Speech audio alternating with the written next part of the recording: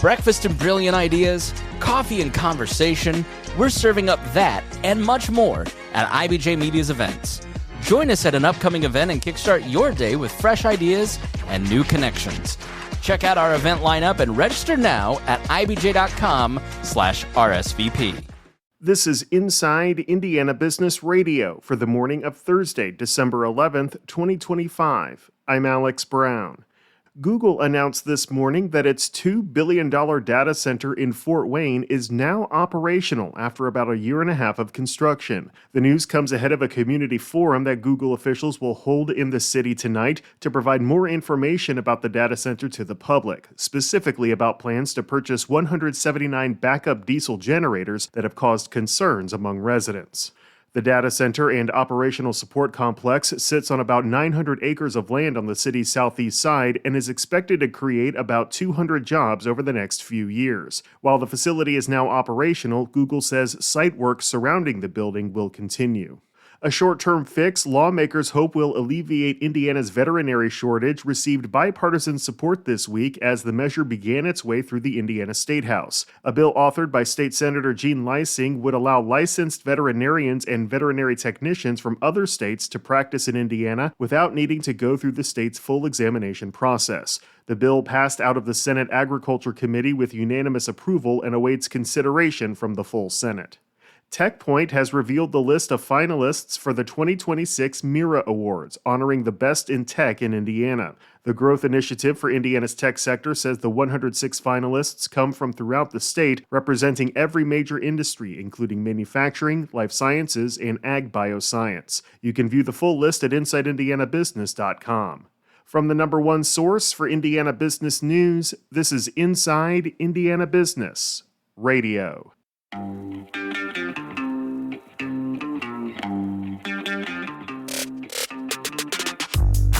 Hello and welcome to Inside Indiana Business. I'm Gary Dick, coming to you this week from Northwest Indiana, Jeffersonville, Muncie, South Bend, in downtown Evansville, Terre Haute, Fort Wayne, Richmond, from one of the state's key entrepreneurial and innovation hubs, 16 Tech. Inside Indiana Business, Indiana's business news leader.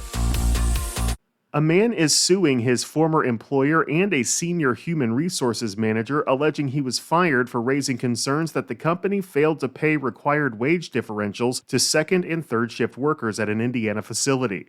The lawsuit was filed by Mark Pisher against Connecticut-based GXO Logistics supply chain and HR manager Heather Fain regarding pay at the company's Clayton, Indiana facility. Pisher claims GXO and Fain ignored contractual obligations to pay shift differential premiums required under GXO's agreement with Apple, the sole customer at the Clayton warehouse. He alleges employees entitled to differentials of $1.50 or $3.50 per hour had not been paid those amounts. Pisher, hired in January 2023 as an HR generalist, says he learned of the wage issue after an associate complained in March 2023. According to the lawsuit, he reviewed pay records and concluded one employee alone was owed roughly $5,000 in unpaid differentials. He asserts that Fain disputed the employee's eligibility and concealed the non-payment. The lawsuit states Pisher notified multiple GXO executives of the issue in April 2023, but never received a response. He claims that after continuing to raise compliance concerns, his work schedule was changed, his conduct was scrutinized, and Fain later accused him of misconduct that led to his suspension in November 2023. Fain terminated his employment on December 8th of this year. Pisher alleges he was retaliated against for insisting the company comply with Indiana wage laws and for refusing directives he says would have violated his professional obligations as a licensed attorney working in HR. He is seeking compensatory and punitive damages and claims that the ordeal has damaged his career and reputation. Abriana Herron, Inside Indiana Business Radio. The Ports of Indiana announced Wednesday it has hired Kent Ebbing to serve as the Port Authority's new Foreign Trade Zone Director. Ebbing previously spent nearly 30 years as General Manager of the Greater Indianapolis Foreign Trade Zone, or InZone. In his new role, Ebbing will be responsible for leading the Ports of Indiana's Foreign Trade Zone initiative designed to support the growth of global trade in Indiana. The appointment comes 4 months after the Ports of Indiana hired Dexter Salenda to serve as Director of Foreign Trade and Economic Development. Together, the pair will lead the agency's new Foreign Trade Department. Indiana Furniture CEO Max Verkamp is this week's guest on the Business and Beyond podcast with Gary Dick, presented by PNC, a weekly conversation with high-profile Hoosiers in business, sports, and entertainment, and beyond. Available now from your favorite podcast provider. I'm Alex Brown for Inside Indiana Business Radio on Demand. I'm Tiffany Souter, mom of 4, wife, entrepreneur, and host of the Life of And podcast.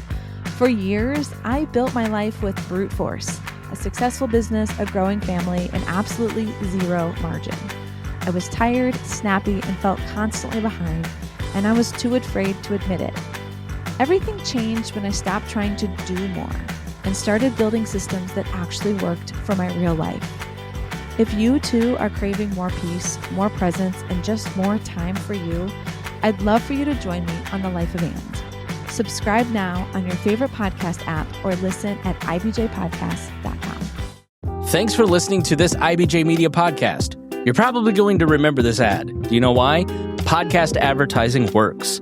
85% of listeners recalled hearing an ad during a podcast, and 70% of podcast listeners have acted after hearing an ad.